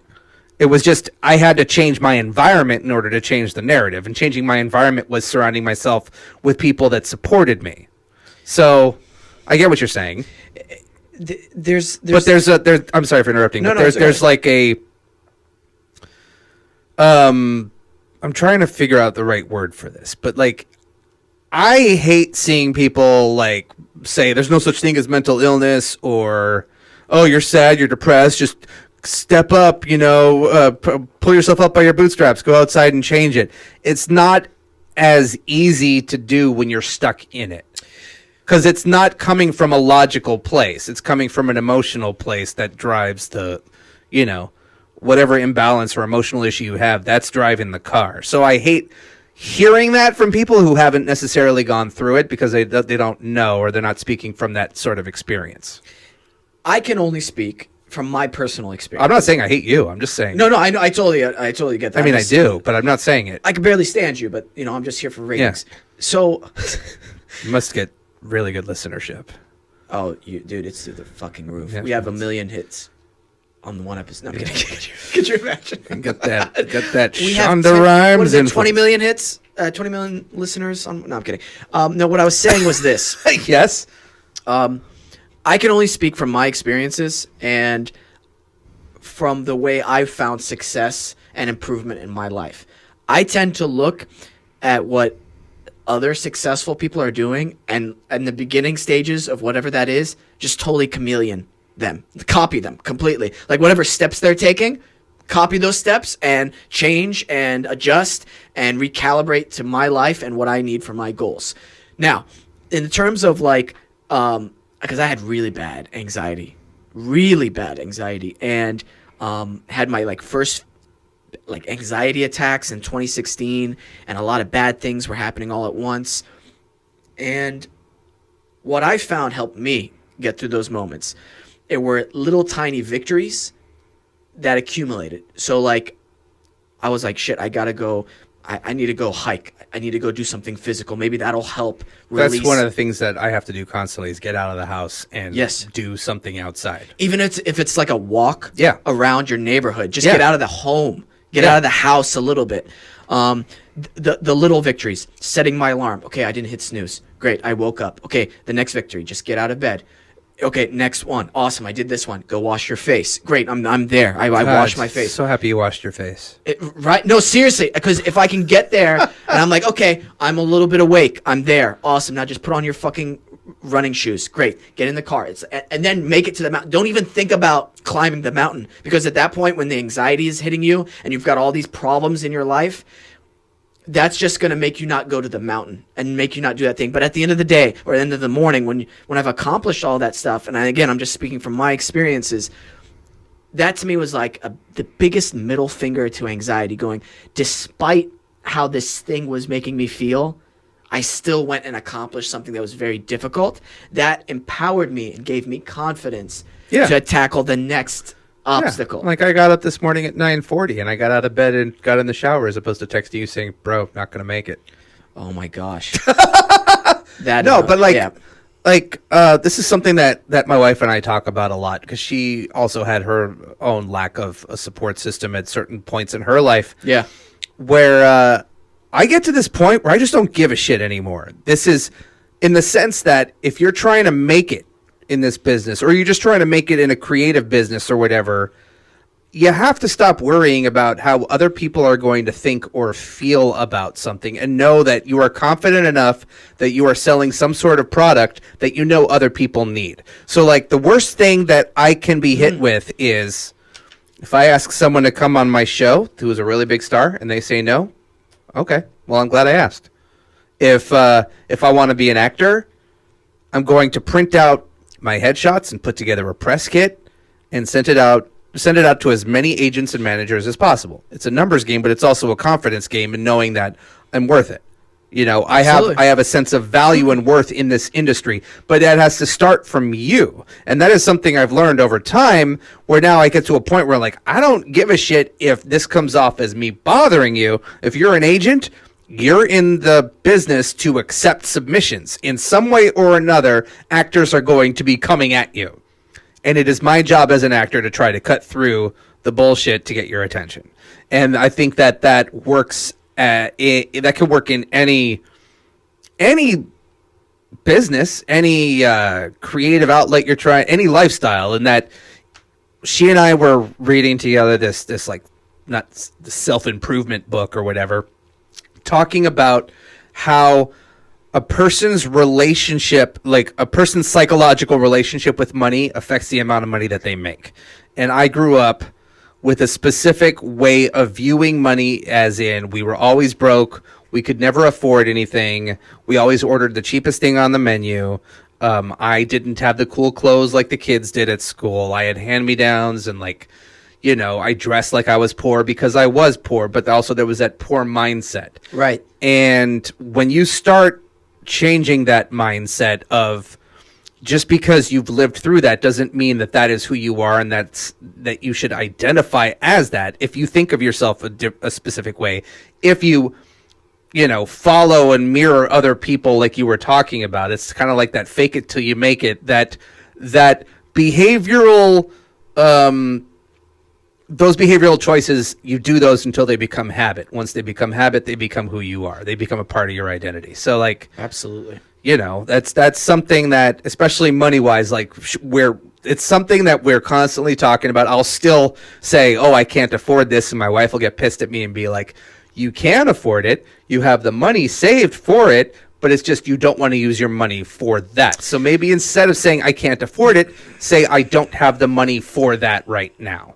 You know, and that comes back to the importance of words and how you use your words to communicate. Absolutely. And I love that mindset. I began looking at money as a tool instead of something to accumulate. And that might be along maybe the same lines as what you're doing. Because when I think of money now, it's like, okay, yes, I was on a show, a TV show. We got one season in. I've got some cash to sit on. Awesome. Not rich, but I'm comfortable for now. What am I going to do? Keep kind of hoarding that cash and just like be really frugal. Like, I got to make this last. I got to make this last. I don't think that is healthy if you're going to that extreme. Changing it up for me, what works is every time I've reinvested in myself, reinvested in things that would better my craft and better my well-being. And of course, you can't go, I'm gonna buy a Tesla today. That'll make you feel good. If you're Elon Musk, you'll send it off into space. Right? But I've found I've always gotten amazing returns whenever I invest back into myself, into my craft. And so my relationship with money now is, even if it's I get a lot or whatever it is, if it costs a lot, I always look at it as a tool. Is this tool going to benefit me for the future? And that it almost feels like a weight has lifted whenever you start thinking of it like that. Right. And it's something that I've still tried to convince my mother of. My mom's birthday is coming up, and I asked her, what does she want for her birthday? And it was a similar reaction. There are still times where I'm like, just fucking answer the question. We invited her over for Passover dinner, and she's like, well, if it's an inconvenience, just do the Jewish thing a little bit less. It's fine. If it's an inconvenience, I understand. I'm like, hey, first off, if it was an inconvenience, I wouldn't have just called you to invite you. Yeah. Secondly, just accept the goddamn invite without putting that nugget of guilt in my head. But like, her birthday's coming up, so I asked, what do you want? I don't know. Just make a list. But I don't know. Just make a list of what you want in life, and maybe it's an experience or a place to go or something that you are given.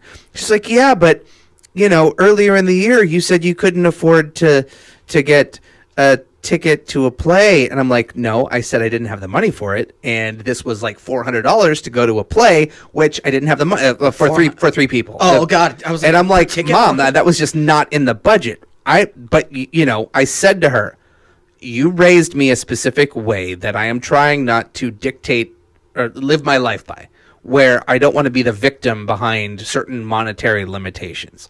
Where, again, I'm going to ask you, what do you want?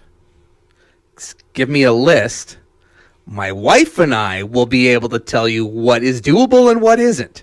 That is not for you to say. I am inviting you to tell me what gifts you would like for your 71st birthday. The last thing I need for you to do is be like, well, I feel guilty because I don't want to inconvenience you. And I'm like, if that was going to be, it's like, she'll call me on the phone and I'll answer the phone. And she was like, well, I don't mean to bother you. And I'll be like, if you were bothering me, I wouldn't answer the phone. Like, it's simple things like that. Okay. Can I tell you a story? It's your show. You could tell me whatever. Oh my God. Clever Aaron. No. The years of experience. So my parents we're going through this phase where our relationship is kind of shifting from parent to child to reversing that a little bit in certain areas. And then we've become friends. Very familiar. Yeah. So my uncle came and visited a couple weeks ago, and he got to witness a tech support call from my mother. And from your mother? Yeah, she's asking me for tech support. Oh. Yeah, on her phone. She got a new phone. So, God. So I'm literally driving on the highway, FaceTiming with her, and she's FaceTiming You're FaceTiming while driving? Yeah. You are not a good example. No. Citizens arrest, man. Citizens arrest. So, she young people listening to this show, not a role model. I'm FaceTiming while driving. Like, I'm just bring my computer and I'll type it on the... Sorry, I know, it's dangerous. Whatever. I know, whatever. Go. Anyway, so my uncle got to witness me starting to lose my patience with my parents. And I was just getting frustrated. They had forgotten their passwords or something like that. Anyway, afterwards, he tells me this great story. And it really resonated with me, and I hope it resonates with you. And I'm sure you're very nice with your mom. I'm sure you're uberly patient. And we've had a history, but I'm trying. This has helped me become more empathetic with them. So the story is this. So this old man is with his son. His son is in his late 30s. The old man is old, and he sees a bird start jumping in front of him, and he says, "Hey, what is that?" And his son goes, "That's a bird, Dad." And he's like, "Oh." And then a couple of minutes go by, and he points to the bird again. He's like, "Hey, what is that?" And he's like, "Dad, it's a bird." He's like, "Okay." "Hey, what do you call that?" He's like, "Dad, it's a fucking bird. It's a bird." And he's like, okay, sorry. So the dad passes away a couple years later. Oh, God, he killed his dad because of the bird. No. And he's going through his stuff, and he finds like this journal that his dad would keep. And he finds, he's like reading through the passages, and one of the passages is from the day he starts asking his son about the bird. And what he finds out in the passage, it reads, "Today, I asked my son, I pointed to a bird and asked him what it was, and he got mad at me after I asked him 3 times. And I don't know why he got so mad at me, because I remember when he was a little kid, he asked me what that thing was, and it was a bird, but he asked me 32 times. Yeah. And each time, it just made me happy, and it just filled me with so much love whenever he would ask me every single time. And I was just like, oh my gosh, just that story made me be, I don't know, it just made me want to be more patient with my family. Yeah, but as an old man, you have that info, unless if you got Alzheimer's. You know, Yes. as a kid, you're constantly learning. I get the point. Yeah, you get the message. I'm at of a it. point now where when my grandmother passed away, Yeah. I said to my mother, I'm like, I'm going to point out to you, we made this promise. Whenever she started behaving like my grandmother, I would point it out. Because my grandmother was, you know, the accident changed her, and she became a very angry, negative, grumpy person. My mom didn't want to be that. But to really help that move along, I kind of had to put my own self in check because, as you can see, I'm a sarcastic asshole. Yeah. The greatest kind, though. Like, I don't smell bad at all. Sorry, really bad joke. Bringing it back to the brown noise. So recently, like when my mom first got email, I can't even tell you how many times I had to remind her the email is not on the computer. Like, you're not just going to turn your computer on and your email is going to be there on your desktop. And it got her so frustrated because growing up, it reminded her of how we had to teach my grandmother over and over again how to program the VCR to record a TV show. Where it was so easy for us, but she wasn't grasping. Right. And I still go through this with my mother. She has an Amazon Fire Stick that I got her. Yeah. I don't use an Amazon Fire Stick. I don't know the functionality of an Amazon Fire Stick, but because I bought it for her, I'm tech support.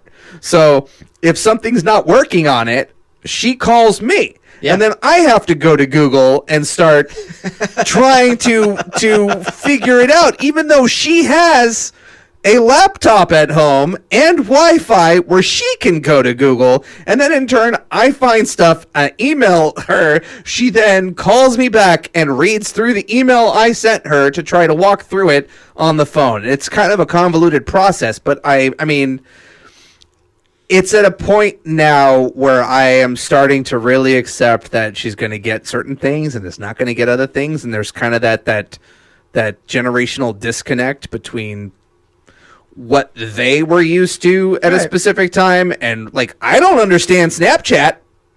That's something where I'm like, I just don't fucking get that. Like, what's the point of that? You know, where I'm that guy now, you know, PlayStation 4 Plus, what? You know? I definitely wasn't saying you're not.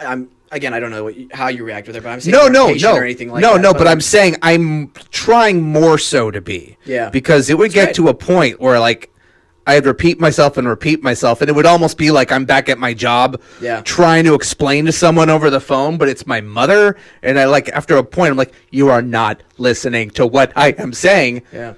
But then you do that, then your ego's getting in the way, and it's not about your experience, you know? It's about trying to help someone else. Yeah. I guess I just don't want to have regret, you know, looking back. I want to try to be as patient as possible. I know I won't be perfect every single time because, you know, there will be that time where they're not here anymore. And so for me, I'm always trying to be like, okay, remember these times because you're going to wish you had that opportunity in the future, maybe to call her up one day and you won't be able to. That's what makes me try and have so much more empathy. And I always try to share that with people who deal with that because tech support is extremely frustrating, especially with my parents when they're literally using their FaceTime camera to show me something on their computer, and my mom's holding the camera, and my mom doesn't even have a smartphone. I will not. Oh, really? I mean, she's on a fixed income. Yeah, and she's disabled. Gotcha. So, and I kind of have symptoms of what she has. In her hands, so it's hard for her to type. Gotcha. And I'm like, we can't afford to get you a smartphone. Yeah, it'd be a little challenging. And also, I can't afford the emotional equity space to be able to teach my mom how to text message. Like, I don't even. No. My brother and I were in tears because I have iPhones and my dad has iPhones too, and he got so frustrated with the iPhone that he's like, you know what? I'm just going to get Samsung. We're just going to get Samsung. Oh, phones. what is this accent? Oh, we're from Syria. Really? Yeah, I was born there. Really? Yeah. Wow. Fuck. I'm sorry. Yeah. So I'm so happy that this whole time this has not been a political conversation, but fuck, yeah, dude. me neither. Anyway, so he was like, I'm going to get a Samsung. I'm like, Dad, if you get a Samsung, I won't be able to help you because I don't even know how to I don't know how that works. I only know used iPhone I and used to have Apple an products. iPhone, and I moved over to Samsung in 2015. Yeah. It's more customizable, and it's more like, it got to a point where I'm like, really, Apple? I have to buy all of your products to Yeah. make it work, and like, I don't know, when you learn about that, like the Malaysia sweatshop sort of third world country way in which Apple existed overseas, like at that point I'm like, okay, I have a MacBook. And that's where I'm stopping. You can't tell me what kind of phone. And at the time when I got Samsung, I think it was a Galaxy S4, S5, you could take the back of the phone off and upgrade the memory yourself by putting in a new chip. And it was really customizable in that sense, where the Apple iPhone didn't have that. They have since stopped doing that. But that's what really drew me to the Samsung. That's fine, but like everything has that like I'm not judging you. child labor or like I work. it was just conditions like there's- anything technological. with Technological. just with Apple, with Mac, it just felt like what I was saying earlier about going to get this fucking iced coffee in a jar, and because they served it in a jar, it was like, we're better than the iced coffee. I don't know. There was something about it where I was like, fuck you. Dude, we are fucking up this world so bad. Like no joke. And this is really dark. I don't know what the solution is to fix it. It might be Armageddon. It might be a reset button. I was Seriously, watching, it's so fucked up. Lost in Space. The new Lost in Space on Netflix. It's it's the remake of the classic sci-fi show. They just left the planet. They just evacuated. A fucking whale just washed ashore. They found 67 pounds of plastic in its stomach. Sure. Like, literally, our plastic is literally just flooding into the ocean. That's nothing new. Jesus Christ, dude. Thank you, by the way, for the plastic bottle of water. I appreciate it. Yeah, because the tap water isn't great. My wife no longer lets me buy plastic bottles. We have our own reusable bottles at home. The whole BPA thing, how plastic can like get whatever chemicals or whatever. What do in you your- refill it with? We have one of those filter Brita things? faucet Okay. attachment thingies. Yeah. Does it work well? Yeah, I think so. Yeah, I think so. How do we know? But you get to a point now where I feel like they proved recently that LA tap water is just as healthy for you as bottled water now. Oh, you read that recently? Yeah. Okay. I gotta check that out. I don't know if it was a reputable news Okay. source. See, that's what I'm always scared But of. I mean, I used to drink tap water when I was a kid, and I'm from here. And- Look at me now. I'm really embracing the dad aesthetic, by the way, with the super dad. Yeah. The hat. Actually, Tom Verica came in, I think, last week with that hat. Yeah, like a similar hat. Yeah. Well, It's a good hat. thank you. It's a good hat. I have a giant head. It's hard to find hats that fit me. Yeah. Funny enough, I'm wearing my dad's hat right now. Oh my gosh. From when he worked as an airplane engineer in New York for Eastern Airlines. Do you remember that airlines? Yes. Yeah. I'm wearing my dad's Yes, hat. it's very hipster on you. How old are you? How old are you, Wesam? I'm 30. See? Told you I was older. Yeah. 30 years old. I thought you were in Do your you, 30s. do you remember Eastern Airlines? Yeah. Yeah. Yeah. Yeah. How is it being 30? It's good. You know what? It's good. I'm really thankful. I have a lot of things to be thankful for. I'm not to say I don't have any struggles or obstacles, but it's going great, man. I should never ever complain ever. No one should. Yeah. My wife recently, I forget what, monthly blessings. She has this folder, and I opened the folder, and it was just bills. And I'm like, what? She's like, yes, but if you become thankful for the service you're paying for, as opposed to looking at it as a burden. Fucking genius! She's like, I pay this amount of money to be able to have a means to travel from my home to my work. I pay this amount of money to ensure that we have a roof over our head and I can sleep safe at night and whatever. And I'm like, That is such a good attitude. Seriously, I get excited when I hear stuff like that new. When I'm like, see, it goes back to the importance of words and communication. Can we get his wife on the podcast, Michael? Yeah, she'll come in. Dude, no, seriously. That is If she such comes a in, great it's going to be all like life coach stuff because she really wants to do that, which I think you would bond well with. She also did the voiceover announcement for my show, the intro. Oh, you have a show? Yeah, it's called Pruner TV. It's at Adobe Radio on Tuesdays, 6 p.m. Eastern, 3 p.m. Pacific. Right in time for your drive time commute. Oh, we've got the Thursday time slot of that. Yes, I'm aware. Yeah. I think we had this discussion Yes, before. we did. Yeah. And you were confused. Was that? Yes, you were like, no, I'm Thursday. I'm like, yes, but we have the same time slot. I'm on Tuesday. You were like, yeah, but I'm not on Tuesday. I'm like, yes, who's on first, by the way? Yeah. Yeah. You just weren't clear enough. How dare you? God damn it. Aaron, you're such an interesting cat, dude.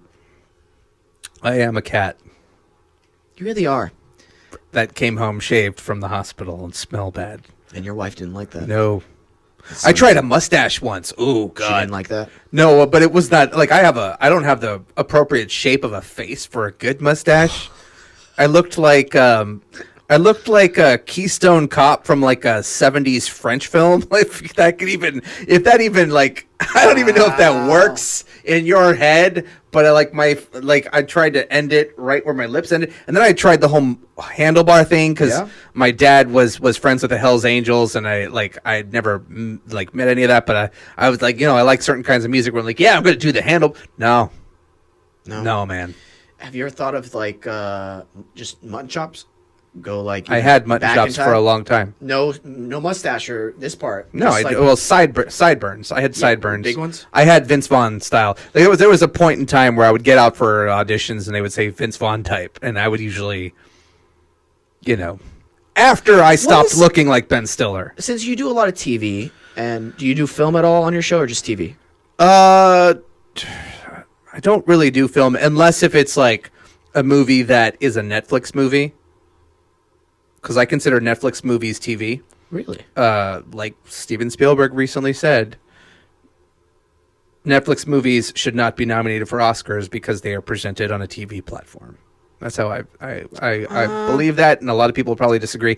But interesting. I went and saw A Quiet Place, and I talked about it on the show because John Krasinski was a comedic TV actor, and he co-wrote and stars and directed the movie. Yeah. And it was great, and I compared it to Get Out, a horror movie directed, written by a former TV comedic actor. So, I'll talk about stuff like that here and there, but it's mostly TV stuff. Gotcha. Why do you ask? I was just curious what your favorite film or TV show was. My favorite film, The Shining. Really? And I just wrote a thing about it for Looper, where I had to do some research. It was like all the ways The Shining changed horror, and people didn't notice. The Shining, and I think I got introduced to horror really at a really young age. My mom and grandmother used to go to the market for 4 hours on the weekend because it was the only time my grandmother could get out of the house. So she would have to touch every piece of produce possible at the market. And sometimes I would go and sometimes I would stay home. And I stayed home one weekend watching KTLA Channel 5 on a Sunday. And The Shining was on, and here I am. I'm a little kid, and at the time, I really liked putting together model cars, model toy cars where you put them together. And I got stuck in front of the TV watching this thing, and it really left a mark in me. And growing up, I've come back to the movie time and again, and I just feel like it's such a brilliant piece of work on so many levels. Okay, and so that's my favorite movie of all time. TV show. That is a difficult question to answer. Working in this, my immediate answer goes to I Love Lucy or MASH. Okay. But I got a soft spot for The Wire and Breaking Bad. Still haven't seen The Wire. Yeah. No, I missed that train. Missed it.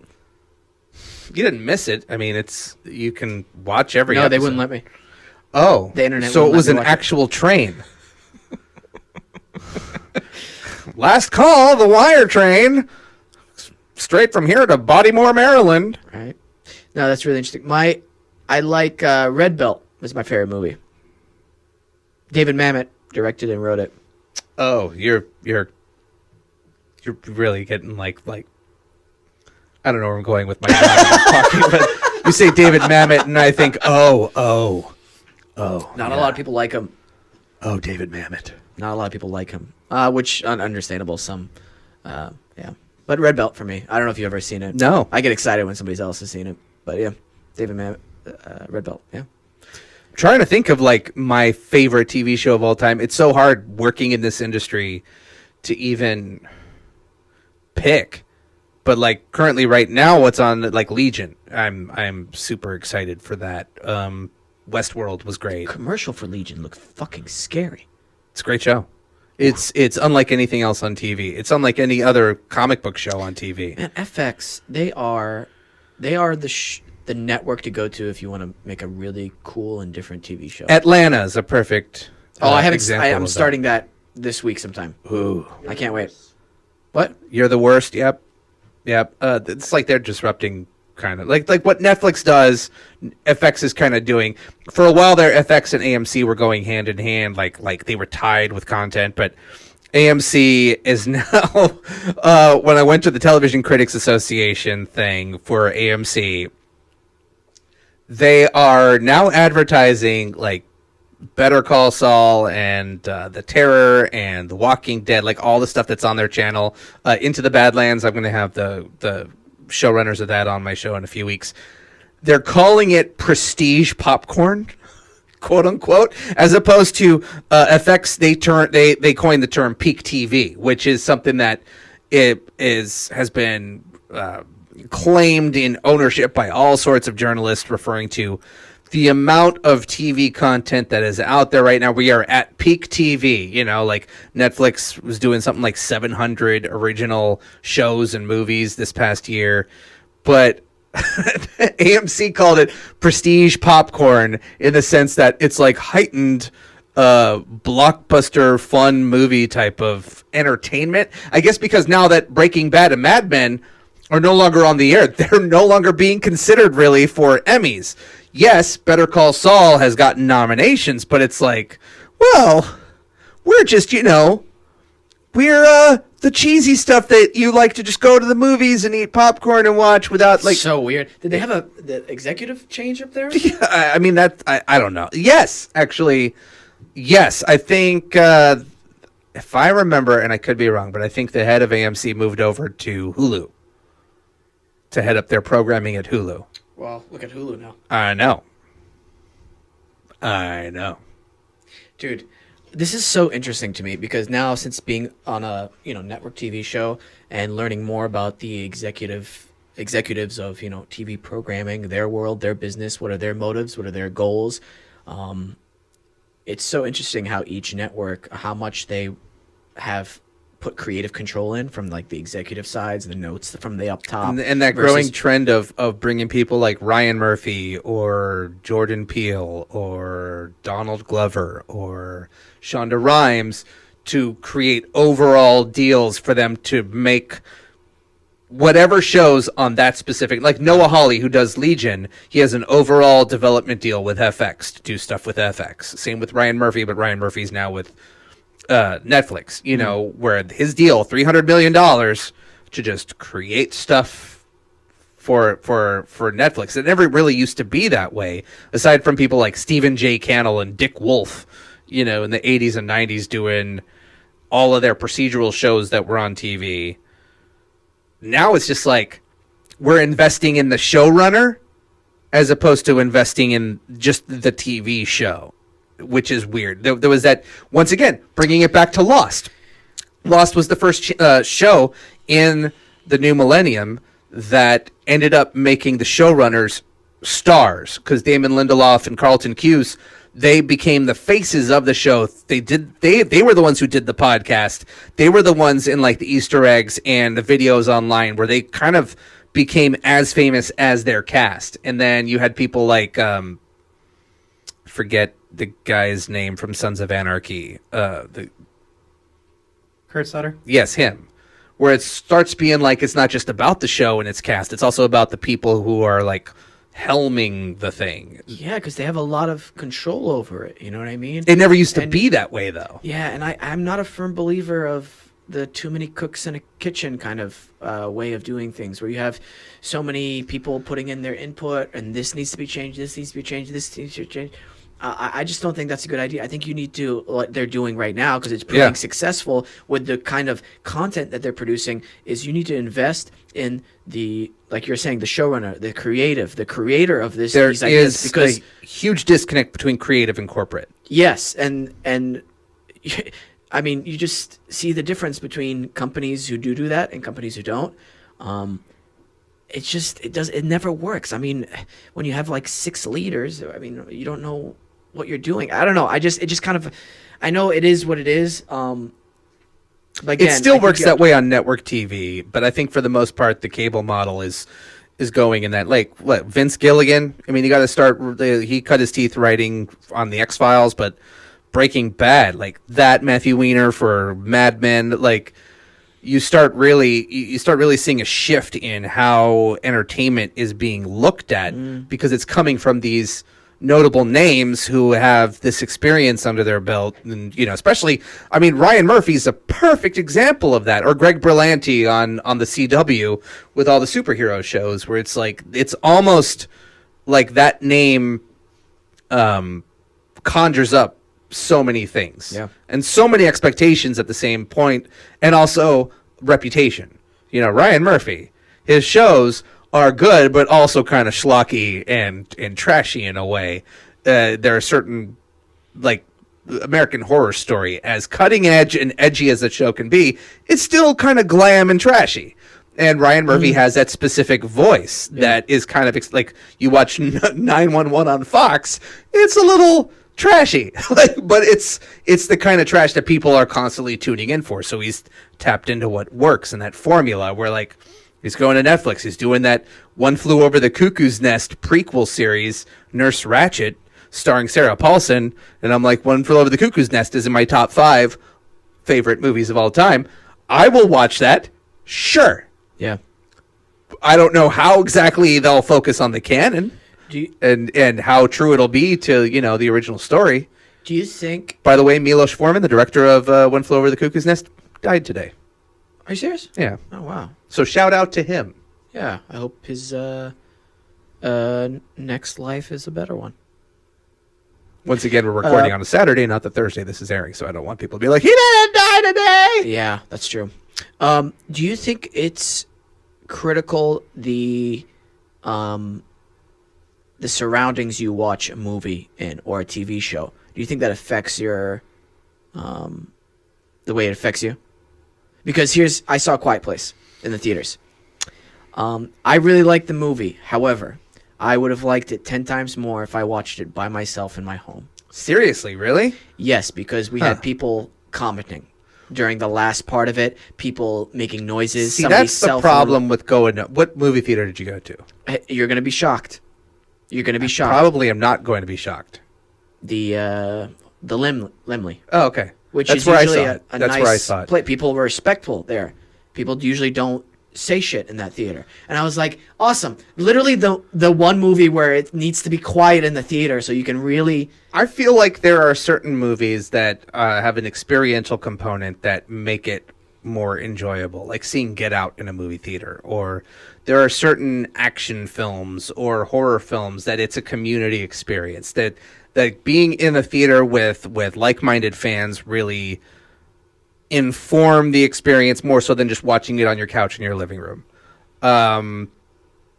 That, I think, is what separates the experience and the importance of identifying Netflix movies as should be nominated for Emmys and theatrical movies that should be nominated for Oscars, because that, I think, is what separates them, is the experience of going to a movie theater, like for Ready Player. Like, I remember when I was a kid, I would go, like, for Jaws or Star Wars. Like, if Jaws and Star Wars were Netflix movies and you watched them at home, they probably wouldn't have the same impact on pop culture. And I know I'm making references to a specific time when Netflix didn't exist and the internet wasn't a thing. But when you look at it now, more and more, like, thank God for MoviePass, or else I wouldn't go to the movies half the time. But, like, there is so much content out there now to be digested, I guess, consumed, whatever.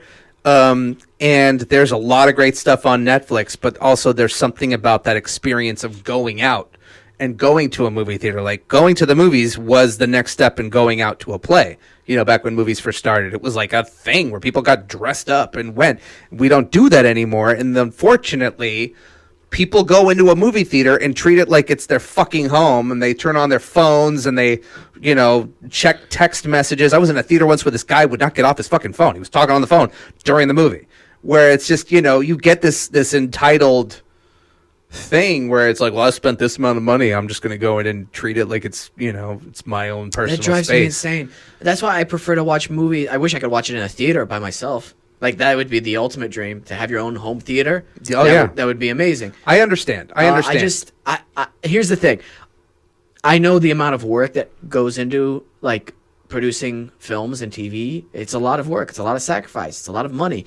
And so I just want to really pay the appropriate respect to that. And it's so hard for me going to do that in movie theaters, because you have people like that. And so that's why I think it's really important to see certain films in certain circumstances. I know it's not the same, but like, from my house, I have a big enough TV, like 55 inches, where, like, okay, if I really want to watch a movie, I will buy it on Amazon whenever it's on Amazon Prime, whatever, and just experience that.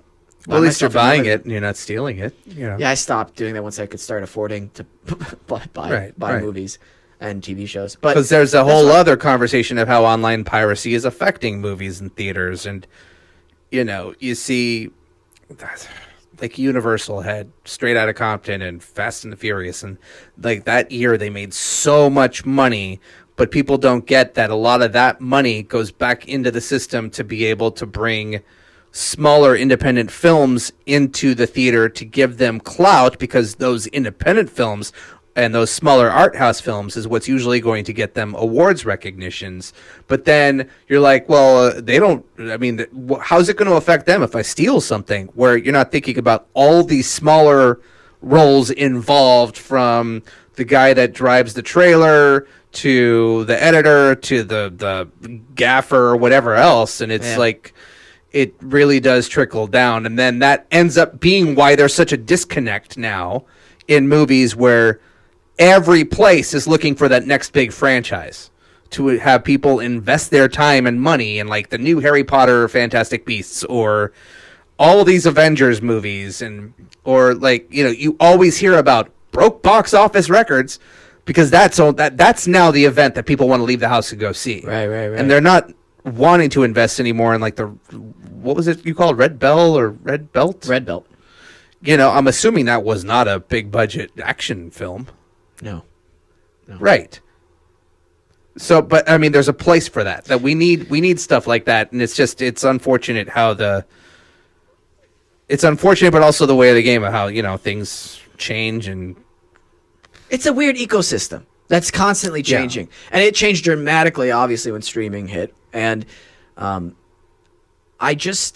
curious to see where it's going to go, like, in another 10 years, especially with like these companies, like you saw when I heard Disney bought Star Wars, right?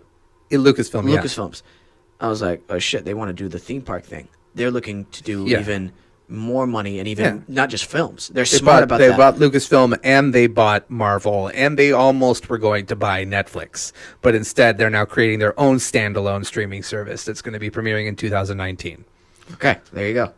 Right. So it's like, all right. But it's getting to a point now where, like, all these standalone streaming services were coming out as an alternative to cable, where now there's so many. My co-host likes to bring this up. He's like, it's just going to be a matter of time before all these different standalone services are going to be available under one umbrella, like cable, because you end up getting Netflix and Amazon and Hulu and HBO and whatever, and suddenly you're paying for all these different channels, where it's like you're kind of doing what you were doing already, you know? Yeah, that's a really good point. To put it under a magnifying glass on the acting portion, there's been more acting jobs now than ever before, but to make a living as an actor has been even harder than it was in the past.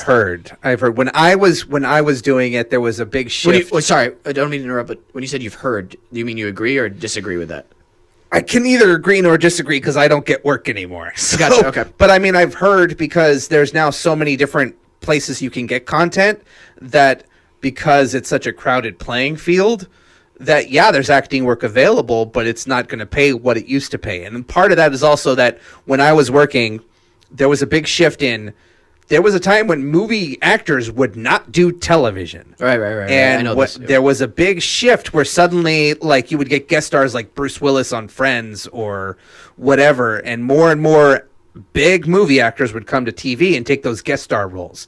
So then, if I was being considered for guest star, I would now be bumped down to co-star or under 5 or whatever. And then more and more that was happening, and that changed the ecosystem and the hierarchy for, it became harder and harder for unknown people to get a break in bigger roles. And I know that has since shifted because of the internet and web series and YouTube and everything else. But that was when I was going out constantly and auditioning, and that was something that I really had to understand and know that 9 times out of 10 I was going to get a part that was just going to have 1 or 2 lines, and that was it. Yeah. And that's just a part of the process. That's the ladder that you're climbing. Yeah. Mr. Pruner. Hi. It's been over 2 hours, actually. I'm sorry. Just think of it this way. You could have spent your time and money on a movie, but instead you've stuck listening to me talk. No, seriously. Thank you so much for coming on. Seriously, this has been such a great experience for me, and so cool to get to know you a little better. I'm just here for you. Really? No, I didn't think so. Yeah, you're more than welcome to come back anytime you like. Cool. I mean, I don't have much going on Saturday. I'm doing a birthing class with my wife on the weekends. Oh, okay. But aside from that, I don't really have too much going on because, as I told you when you invited me, I have no social life. Yeah, when you messaged me with that, I was like, oh, okay. Cool. So I'm basically practicing. Cool. Okay, I'm practicing. Okay.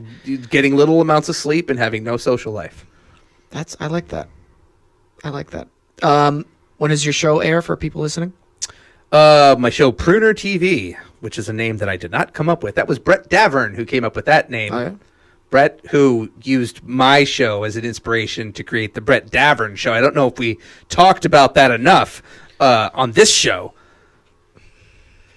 Pruner TV airs on Tuesdays at 6 p.m. Eastern, 3 p.m. Pacific here at Adobe Radio. And then later on that evening, it goes up on iTunes. Nice.